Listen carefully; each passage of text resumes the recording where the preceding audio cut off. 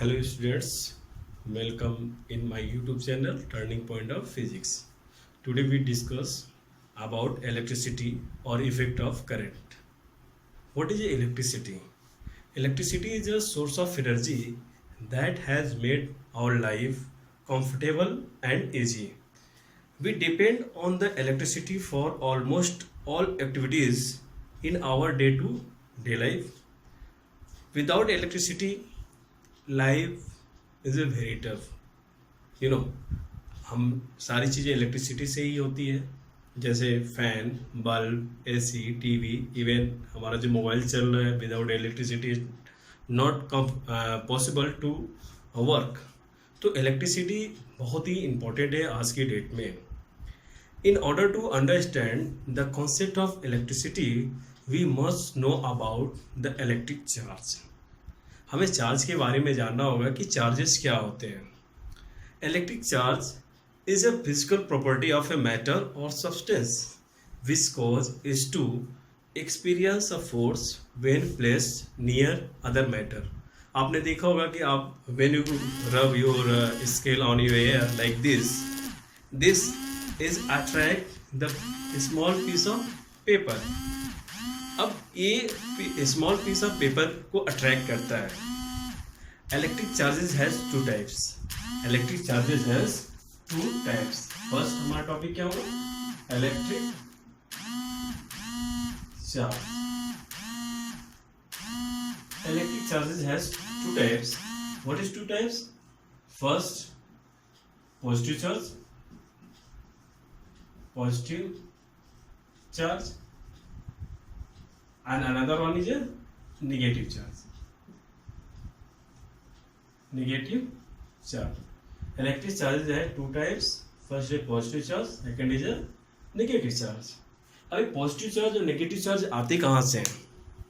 Suppose जब एक glass rod है, आपने एक ग्लास रॉड लिया, ऐसे एक ग्लास रॉड लिया और इस पे एक सिल्क क्लॉथ लिया और इस सिल्क क्लॉथ से इस पे रगड़ना शुरू किया. You rub silk cloth on that glass rod. तो होता क्या है कि कि जो भी मैटर्स हैं वो एटम से मिलके बना हुआ है. जो भी सब्सटेंस या मैटर है वो एटम से मिलके बना हुआ है. और एक ग्लास रॉड होगा वो भी किससे मिलके बना है? एटम से मिलके बना है. जब हम सिल्क के क्लॉथ से एक ग्लास रॉड को रगड़ना शुरू करते हैं, रब करते हैं, तो होता क्या है कि जो एटम्स होता है, एटम्स क्या, पहले एटम्स का कॉन्सेप्ट समझ लें. एटम्स में क्या होते हैं? एटम्स बीच में न्यूक्लियस होता है इस तरीके से, और इसके अराउंड क्या होते हैं? ऑर्बिट होते हैं जिसमें फ्री इलेक्ट्रॉन, जिसमें इलेक्ट्रॉन्स मूव करते हैं. फर्स्ट ऑर्बिट होता है, फिर सेकंड ऑर्बिट होता है. फर्स्ट में 2 होंगे, फिर सेकंड होगा. इस तरीके से ऑर्बिट में इलेक्ट्रॉन्स मूव करते रहते हैं. ये आपका न्यूक्लियस है जिसमें न्यूट्रॉन और प्रोटॉन होंगे. ऐसे चारों ओर फर्स्ट ऑर्बिट में 2 इलेक्ट्रॉन्स मूव करते हैं, और उसके बाद जो ऑर्बिट होगा उसमें 2, 8, 18 ये ऑर्डर होता है. इस तरीके से इलेक्ट्रॉन मूव करते रहते हैं. बेसिकली एक एटम्स जो होता है ना वो न्यूट्रल होता है, क्योंकि number of electron number of proton equal होंगे, तो क्या होगा? न्यूट्रल होगा. तो न्यूट्रल अगर है तो इसमें अगर इसी एटम से मिलकर एक ग्लास रॉड बना हुआ है, क्या आपका एक ग्लास रॉड है, ठीक. अब एक सिल्क क्लॉथ है. जब हम सिल्क के क्लॉथ से ग्लास रॉड को रब करेंगे, इस तरीके से रगड़ना शुरू करेंगे, तो ये एटम्स जो होते हैं, जो एटम्स हैं और इसके चारों ओर इलेक्ट्रॉन्स मूव कर रहे हैं, इनको एनर्जी मिल जाती है, ठीक है. अब जब एनर्जी मिल जाएगी तो जो ग्लास रॉड होगा, इसके जो एटम्स होंगे वो इलेक्ट्रॉन को लूज कर देते हैं, ठीक. एनर्जी मिल गई इसको, और सफिशिएंट एनर्जी मिल जाती है, तो ये इलेक्ट्रॉन को क्या करेंगे? एटम्स इलेक्ट्रॉन को लूज कर देगा, यानी इससे इलेक्ट्रॉन निकल जाएगा. और जब इलेक्ट्रॉन ये लूज करेगा तो ये जो आपका सिल्क क्लॉथ है इसको क्या करेगा? ये एक्वायर कर लेगा, इलेक्ट्रॉन को एक्वायर कर लेता है. मीन्स इसमें लैक ऑफ इलेक्ट्रॉन होंगे, इलेक्ट्रॉन इससे निकल जाएंगे. तो एटम से जब इलेक्ट्रॉन निकलेगा तो क्या हो जाएगा? ये पॉजिटिव चार्ज आ जाएंगे. तो इस सिल्क पे क्या हो जाएगा? पॉजिटिव चार्ज आ जाएगा. और ये इलेक्ट्रॉन क्या हो जाएंगे? अब इलेक्ट्रॉन सिल्क क्लॉथ पे आ जाएंगे, ग्लास रॉड जो है पॉजिटिव चार्ज हो जाएगा, और ये इलेक्ट्रॉन ये आ जाएंगे सिल्क क्लॉथ पे, तो ये क्या हो जाएंगे? नेगेटिव चार्ज हो जाते हैं इस तरीके से. यानी एटम से ही 2 चार्ज बन गए, एक तो आपका पॉजिटिव चार्ज, दूसरा नेगेटिव चार्ज. ये हुआ आपका. Okay. Charges two types, positive charge, negative charge. जो पॉजिटिव चार्ज है इसको हम क्या कहेंगे? Positive charge is called electron. Positive charge is called electron and negative charge is positive charge is called electron.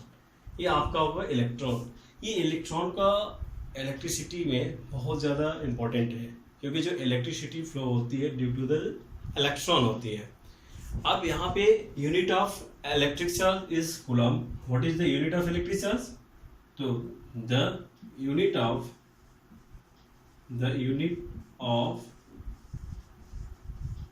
Electric charge is coulomb and it's denoted by C, coulomb. And charge of electron का जो charge होता है, charge of electron is equal to electron. Electron is indicated by small e and charge of electron is equal to minus 1.6 into 10 power minus 19 coulomb. Coulomb is the unit of charge. This is the charge of electron and charge of proton is charge of proton means positive charge. Charge of proton is plus same होता है 1.6 10 power minus 19 coulomb. Electron is negative and proton is positive. And mass of electron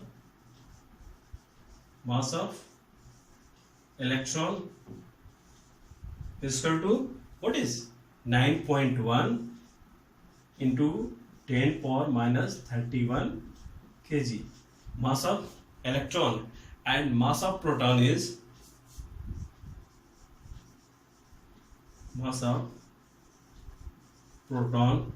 equal to ये होगा 1.67 into 10 power minus 27 kg. This आप इसको याद रखेंगे.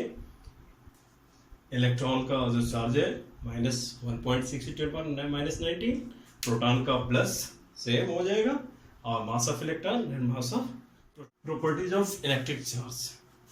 First property है like charge repel each other while unlike charge attract each other. Means अगर two electrons हैं, like charge means same types के चार्जेस. अगर दो इलेक्ट्रॉन है, suppose that this one electron and this is another electron, this is like charge. तो क्या करेगा? they are repel each other, एक दूसरे को रिपल करेगा. अपोजिट चार्जेस एक like charges ripple each other. ये दोनों एक दूसरे को रिपल करेंगे. अगर ए भी निगेटिव है ए भी, ठीक है. या अगर इसके जगह पॉजिटिव चार्जेस ले लें, अगर वो लाइक चार्ज है मीन्स ए भी पॉजिटिव है, ए भी पॉजिटिव चार्ज है, तो ये भी क्या करेगा? एक दूसरे को रिपल करेगा. समझ गए? और सेकेंड थिंग अनलाइक चार्ज जो है, जो अनलाइक चार्जेस होते हैं दे आर अट्रैक्ट. ये सपोज एक पॉजिटिव नेगेटिव चार्ज है, तो अगर एक पॉजिटिव है, एक पॉजिटिव चार्ज है और दूसरा क्या है? नेगेटिव चार्ज है, तो ये क्या करेगा? एक दूसरे को अट्रैक्ट करेगा. They attract each other. यहाँ पे क्या हो रहा है? अट्रैक्शन हो रहा है, तो they attract each other.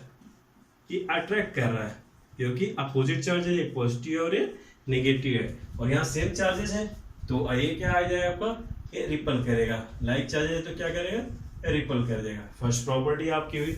Second property होती है कि जो चार्जेस होते हैं दे एडेड अलजेब्रिकली, वो अलजेब्रिकली ऐड होते हैं. एडेड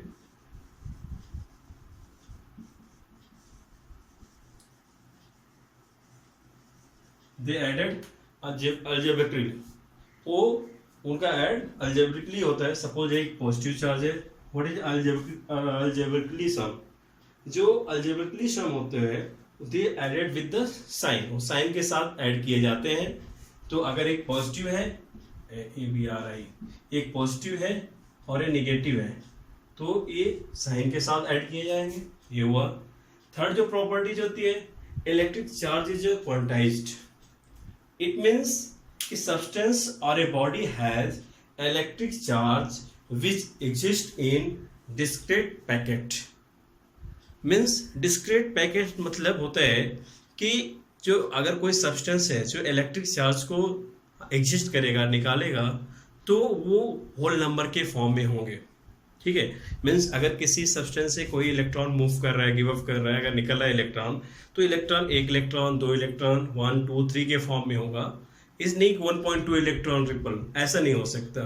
तो वो 1 2 3 इस तरीके से इलेक्ट्रॉन उससे रिपल होते हैं या एग्जिट करते हैं। Charge body has a total electric charge which is integral multiple of charge on an electron. Suppose that कि अगर एक कोई सब्सटेंस है, दे आर, अगर वो n इलेक्ट्रॉन एग्जिट कर रहा है, n नंबर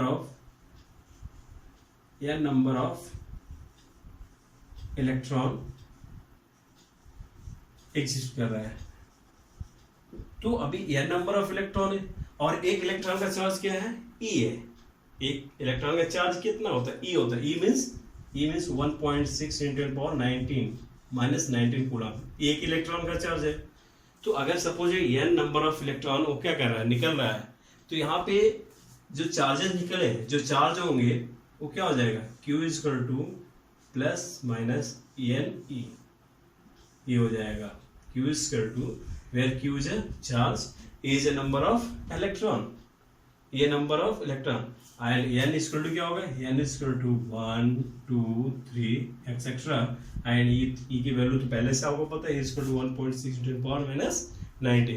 तो इस तरीके से आप वो निकाल सकते हो कि किसी, अगर ये दे दिया जाए कि किसी एटम से 2 इलेक्ट्रॉन निकल गया, 2 इलेक्ट्रॉन, तो 2 इलेक्ट्रॉन का निकलने में तो उससे चार्जेस कितना निकला, 2 × मल्टीपल ऑफ दिस, ये हो जाएगा। Now we of electron constituting 1 coulomb of charge, 1 coulomb of charge means 1 coulomb में how many numbers of electrons, एक क्वेश्चन है। तो सी हियर, यहाँ पे 1 coulomb की बात की गई है, देन q = 1 coulomb, और you already know e = 1.6 × 10 - 19 coulomb, value of e. Okay, you have to find the number of electron. So let number of electron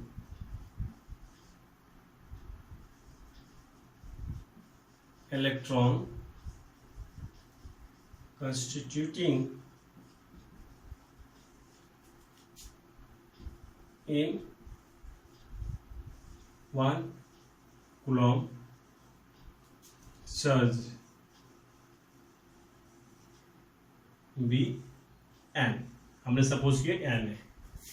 अब क्वांटाइजेशन ऑफ चार्ज में आपने देखा था क्या होता था, q = n × e, then you have to find the value of n, n = क्या हो जाएगा, q/e, तो then n = q = 1 coulomb and e = 1.6 × 10 - 19 coulomb. Calculate it, you will get 6.25 × 10⁻18. Then n = 6.25 × 10⁻18 means 1 coulomb में इतने नंबर ऑफ इलेक्ट्रॉन्स होते हैं। Now next topic, field. Electric field क्या होता है, तो द स्पेस और region around charge body where any other charge body experience force. Suppose that force में भी रिपल हो सकता है या अट्रैक्शन हो सकता है। सपोज दैट एक चार्ज पार्टिकल है, ये हमने चार्ज पार्टिकल प्लस लिया है, अब इसके अराउंड कुछ भी एरिया हो सकता है, वो 3 डायमेंशन एरिया होगा, यानी सभी डायरेक्शन से अगर कोई भी एक दूसरा हम चार्ज ले आते हैं, सपोज एक पॉजिटिव चार्ज हम यहाँ पे लाके रखते हैं, ठीक है, तो क्या होगा, ये इस चार्ज के रीजन में है, ये जो पॉजिटिव चार्ज रखा गया है इसका एक पर्टिकुलर फील्ड है, इसका एक इफेक्टिव फील्ड है, जहाँ पे कोई दूसरा भी चार्ज लाके हम प्लेस करते हैं तो दे रिपल ईच अदर, एक दूसरे को क्या करेगा, रिपल करेगा, ठीक है। तो इसका ये क्या कहेंगे, ये इस चार्ज का इलेक्ट्रिक फील्ड है। अब इसी इलेक्ट्रिक फील्ड से आपका इलेक्ट्रिक पोटेंशियल का टॉपिक आएगा। इलेक्ट्रिक पोटेंशियल क्या होता है? तो इलेक्ट्रिक पोटेंशियल क्या होगा? देखो पोटेंशियल इलेक्ट्रिक पोटेंशियल क्या होता है कि सपोज दैट एक चार्ज है, मीन्स अगर आप देखो यहाँ पे क्या है, एक चीज बहुत इंपॉर्टेंट है कि यहाँ पे किसी भी चार्ज को जब यहाँ पे लाके प्लेस करना ही चाहते हो आप, तो इसका अपोज करेगा मीन्स आप ला रहे होते रिपल कर रहा है और आपको you have to do work something, इसको लाने के लिए आपको कुछ वर्क करना पड़ेगा और ये जो वर्क होगा ना इसमें पोटेंशियल एनर्जी के फॉर्म में स्टोर हो जाएगा। जो आप वर्क कर रहे हो वो क्या हो जाएगा, इसमें स्टोर हो जाएगा। तो अगर एक कोई चार्ज इन्फिनिटी पे है, यहाँ पे एक चार्ज है, आप यहाँ से किसी एक चार्ज को सपोज एक पॉइंट बी है और ये एक चार्ज फील्ड के अंदर एक पॉइंट ए है, यहाँ से एक चार्ज को उठा के, पॉजिटिव चार्ज है उसको उठा के आप यहाँ ला रहे हो, यहाँ रख रहे हो, तो यहाँ ये तो इन्फिनिटी है, यहाँ पे तो कोई दिक्कत है नहीं, कोई चार्जेस फील्ड नहीं है, कोई इलेक्ट्रिक फील्ड नहीं है। यहाँ से जब चार्ज को उठा के लाके इस इलेक्ट्रिक फील्ड के अंदर लाके रख रहे हो तो आपको वर्क करना पड़ेगा और वो वर्क इस पॉइंट तक लाके जो वर्क करना पड़ रहा है वही वर्क क्या हो जाएगा, पोटेंशियल, इलेक्ट्रिक पोटेंशियल। ठीक है, और क्या कहेंगे उसको, इलेक्ट्रिक पोटेंशियल। ठीक है, अब अगर सपोज दैट कोई क्यू चार्जेज है, चार्ज कितना है, क्यू चार्ज है, इसको इन्फिनिटी पॉजिटिव क्यू चार्ज है, इन्फिनिटी से इस पॉइंट तक लाने में अगर ये वर्क डन डब्ल्यू है, work done is W, then इस पॉइंट पे जो पोटेंशियल होगा, पोटेंशियल V इक्वल, पोटेंशियल को हम किससे इंडिकेट करते हैं, V से, potential V, then V equal to W by Q। इस पॉइंट तक लाने में जो वर्क होगा वो यूनिट मीन्स यूनिट चार्ज को इन्फिनिटी से इस पॉइंट तक, पॉइंट ए तक लाने में जो वर्क डन होगा, that work done is called a potential. Electric potential at a point in an electric field is defined as the work done in a moving a unit positive charge from infinite to that point in the electric field. Means suppose that ये electric field है, एक electric field है, positive charge है यहाँ पे, एक infinite से suppose that point A है, इनफाइनाइट से एक यूनिट पॉजिटिव चार्ज को इस पॉइंट तक ले आ रहे हैं, यूनिट पॉजिटिव चार्ज को यहाँ तक लाने में, इस पॉइंट ए तक लाने में, दैट वर्क डन, जो वर्क डन होगा that is called that is a electric potential at point A. If suppose let W work done moving charge from point B, from point infinity to A. If the work done is a W, then a point A in the electric field, electric potential, what W, let W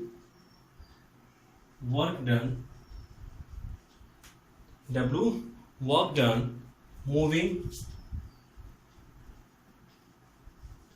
a charge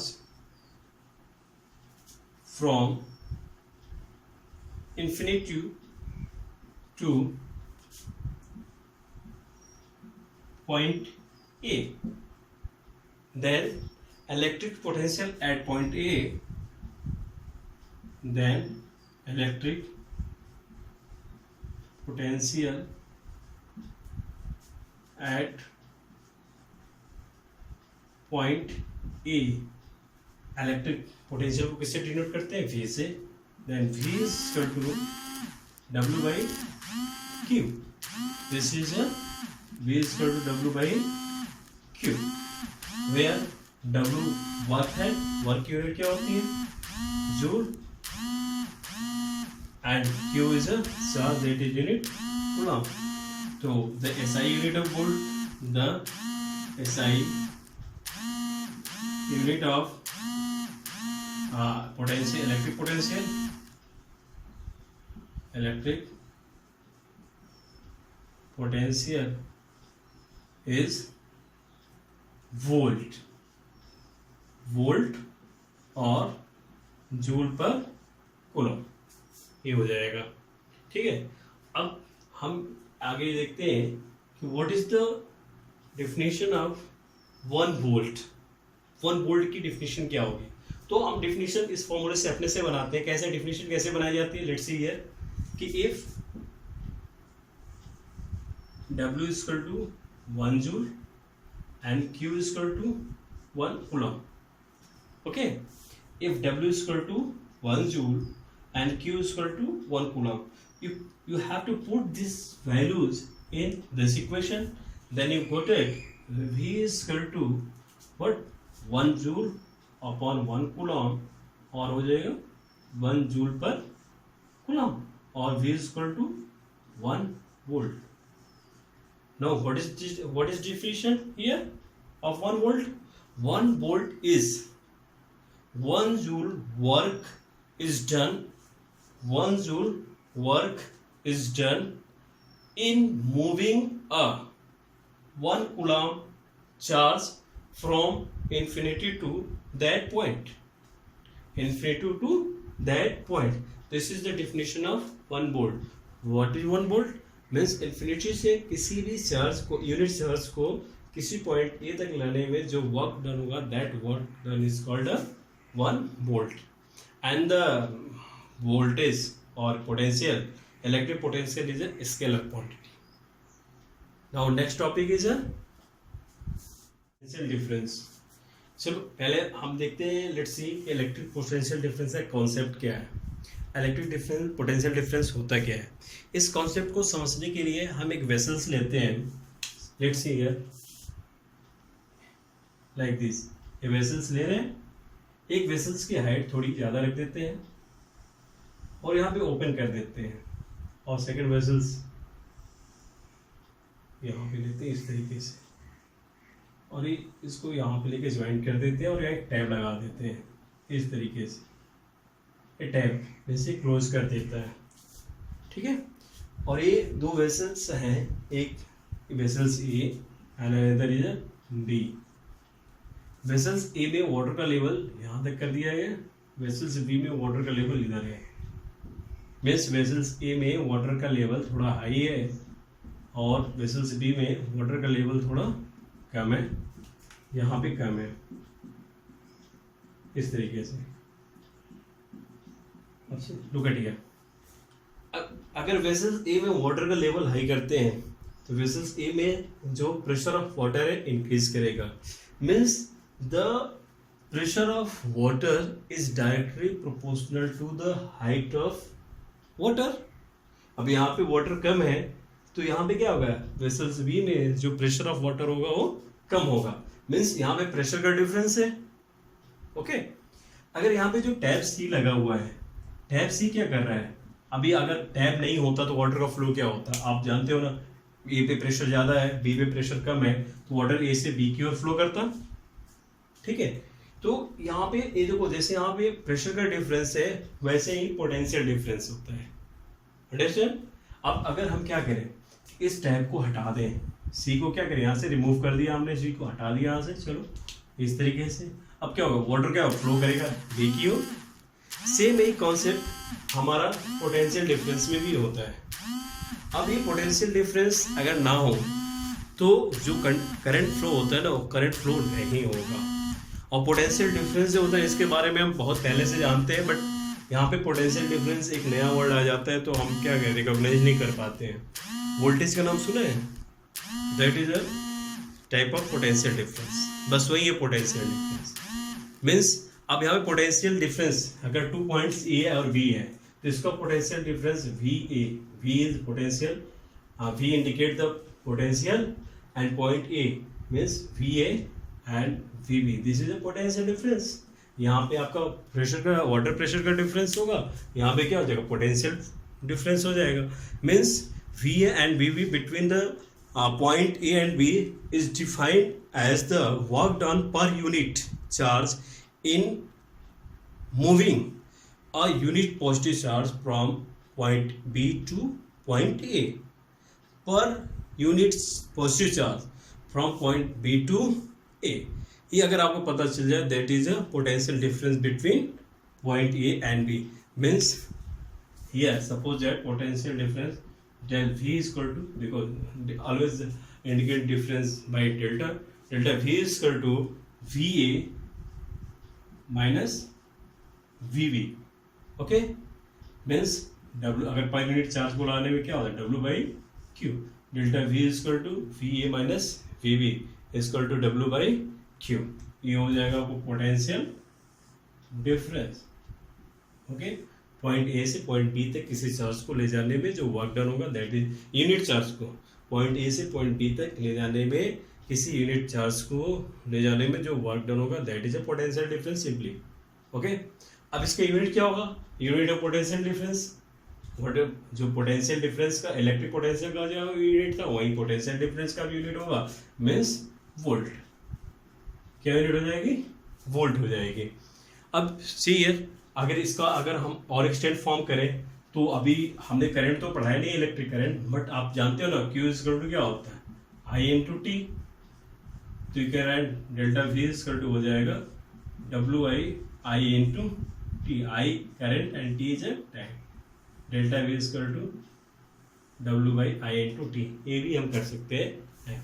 now students, have you even thought how to current flow in a wire? Have you ever seen? कभी आपने current को flow होते हुए wire में देखा है? नहीं देखा है. तो वायर में करंट फ्लो कैसे होता है? तो उसका पहला तो आपको हमने फैक्टर बता दिया कि पोटेंशियल डिफरेंस होना चाहिए. And the potential difference is maintain by cell और बैटरी. जो बैटरी और सेल लगाते हैं ना, पोटेंशियल डिफरेंस को ही मेंटेन करने के लिए लगाते हैं. अब यहाँ पे क्या है कि इलेक्ट्रिक करंट क्या होता है? वैसे सिंपल इलेक्ट्रिक करंट क्या होती है अगर उसकी डिफिनेशन बताई जाए कि the amount of charge flowing through any cross section of a conductor in unit time, या you can say the rate of flow of charges, the rate of flow of charge in a conductor is called electric current. ये होता है. तो किसी wire में अगर charges flow हो रहा है, इलेक्ट्रॉन्स फ्लो हो रहे हैं, तो हम कह सकते हैं कि उसमें क्या है? करंट फ्लो हो रहा है. अब आप जानते हो मेटल्स जो होते हैं, जो सब्सटेंस होते हैं, सब्सटेंस 3 टाइप्स के होते हैं. अगर कंडक्टिविटी के अकॉर्डिंग हम देखें तो एक तो होता है आपका इंसुलेटर, जिसमें करंट फ्लो ही नहीं करता है, example like would, plastic etcetera. Second होता है सेमीकंडक्टर, जिसमें जर्मेनियम, आर्सेनिक आता है, जो हायर क्लासेस में आप पढ़ेंगे. और थर्ड होता है आपका कंडक्टर, और आपको यहाँ पे कंडक्टर के बारे में ही पढ़ना है. कंडक्टर जैसे एल्युमिनियम हुआ, आपका कॉपर हुआ, ठीक है, आयरन हुआ, एक कंडक्टर होता है. तो ऐसा क्यों होता है कि वुडन में या प्लास्टिक में करंट फ्लो नहीं करता है जबकि मेटल में करंट फ्लो करता है? देखो ऐसा क्यों होता है. इसलिए होता है कि जो मेटल्स होते हैं या जो जिसमें करंट फ्लो होता है, मीन्स कंडक्टिविटी होती है, उसमें क्या होता है? उसमें फ्री इलेक्ट्रॉन्स होते हैं. अभी फ्री इलेक्ट्रॉन्स कहाँ से आ गए? चलो हम थोड़ा से देखते हैं फ्री इलेक्ट्रॉन होते क्या हैं.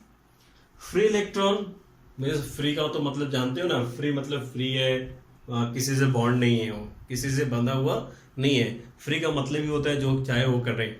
तो अब यहाँ पे हम कहते हैं ना कि कोई सब्सटेंस है, कोई मैटर है, तो एटम से मिलकर बना है, ठीक है. सब्सटेंस कंटेंट्स एटम्स, और एटम से भी क्या होता है? एटम्स तो न्यूट्रल होता है, बिकॉज उसमें नंबर ऑफ प्रोटॉन्स और इलेक्ट्रॉन्स क्या होते हैं? इक्वल हो जाते हैं. तो अभी क्या होता है कि अगर एक एटम की बात करें तो एक एटम में ऑर्बिट होता है इस तरीके से, उसका न्यूक्लियस होता है, सॉरी, न्यूक्लियस के अराउंड क्या होता है? ऑर्बिट होते हैं, जिसमें अलग अलग ऑर्बिट में इलेक्ट्रॉन मूव करता है इस तरीके से. ये ऑर्बिट में क्या होगा? इलेक्ट्रॉन मूव करेगा. पहले में 2 होते हैं और सेकेंड में 8 होते हैं.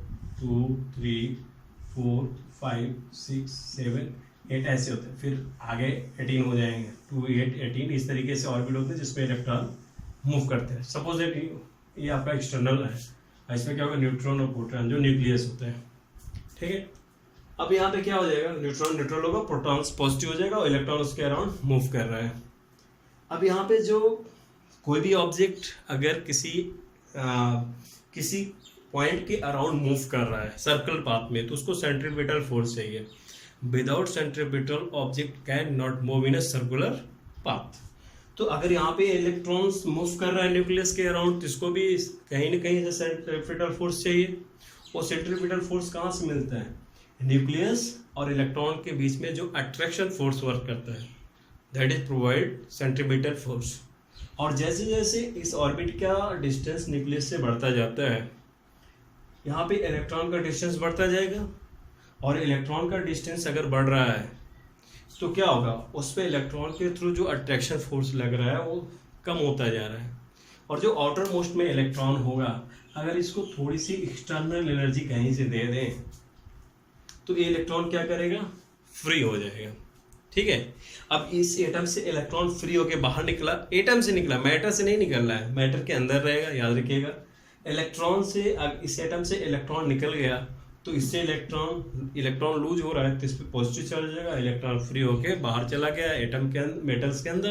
तो ये फ्री इलेक्ट्रॉन होंगे जो कंडक्टिविटी का वर्क करते हैं, उसमें ये फ्लो करते हैं। तो इसी को बोलते हैं, दैट इज कॉल्ड, ये इधर आ गया, that is called free electron. यही क्या हो जाता है आपका, फ्री इलेक्ट्रॉन। और किसी भी कंडक्टर में जो करंट फ्लो होता है, इन्हीं फ्री इलेक्ट्रॉन के कारण ही होता है। ठीक है, अब यहाँ पे एक चीज़ और है कि अब इलेक्ट्रॉन, तो मैंने बताया कि इलेक्ट्रॉन फ्री होगा, मेटल के अंदर घूमता रहेगा, मूव करता रहेगा। तो यहाँ तो मेटल के अंदर अगर फ्री इलेक्ट्रॉन मूव कर रहा है तो करंट फ्लो होनी चाहिए, है ना। एक पॉइंट है ना कि अगर मेटल के अंदर फ्लो हो रहा है तो फिर करंट क्यों नहीं फ्लो हो रहा भाई। तो यहाँ पे होता है क्या है कि यहाँ पे एटम्स पॉजिटिव हो जाते हैं, इलेक्ट्रॉन नेगेटिव हो जाते हैं। इनका जो मोशन होता है वो आपस में एक दूसरे से कोलाइड होते हैं, टकराते रहते हैं, जिससे उनका कोई डिफिनेट डायरेक्शन नहीं होता है। और जब इससे सेल या बैटरी हम ऐड कर देते हैं, ज्वाइंट कर देते हैं, तो इनको एक डायरेक्शन मिल जाता है। ये जो फ्री इलेक्ट्रॉन होते हैं डायरेक्शन में मूव करते हैं, क्योंकि वो पोटेंशियल डिफरेंस मेंटेन करता है। एक हाई पोटेंशियल होता है, लो पोटेंशियल होता है, तो फिर करंट क्या होगा, हाई से लो की ओर मूव करना शुरू कर देता है। ये कंडक्टर जो होते हैं फ्री इलेक्ट्रॉन मूव करने लगते हैं, तो इस तरीके से जो वायर में है करंट फ्लो होने लगता है। ठीक है, that means amount of charge flowing through any cross section of a conductor in unit time is called a current. Suppose Q coulomb charge is flow in t second, ठीक है। then current I is equal to Q by T, current I is equal to per unit time, current I is equal to Q by T, and the unit of current, Q means Q is a coulomb, T is a second, coulomb per second, or it's called also ampere. This is unit of current, ampere. ठीक है, अब आपको अगर 1 ampere की definition निकालनी हो, what is the definition of 1 ampere, तो कैसे करेंगे। 1 एम्पियर की डेफिनेशन निकालने के लिए आप देखो, Q is equal to 1 coulomb, T is equal to 1 second, then I is equal to 1 coulomb per second, 1 coulomb per second means किसी क्रॉस सेक्शन वायर से 1 coulomb चार्जेस 1 सेकेंड में फ्लो हो रहा है, तो उस वायर में जो करंट होगा वो 1 एम्पियर फ्लो करेगा। Okay, the electric current through a conductor is said to be 1 ampere if 1 coulomb charge flow through any cross section of the conductor is 1 second. Okay, this is the definition of 1 ampere. Okay, now quantization of charge, quantization of charge में क्या था, Q is equal to N into E, then इसको आप क्या लिख सकते हैं, I is equal to NE by T, you can write also I is equal to NE by T। ये हुआ आज टूडेज स्टिल, आज के लिए बस इतना ही। अब नेक्स्ट जो हमारा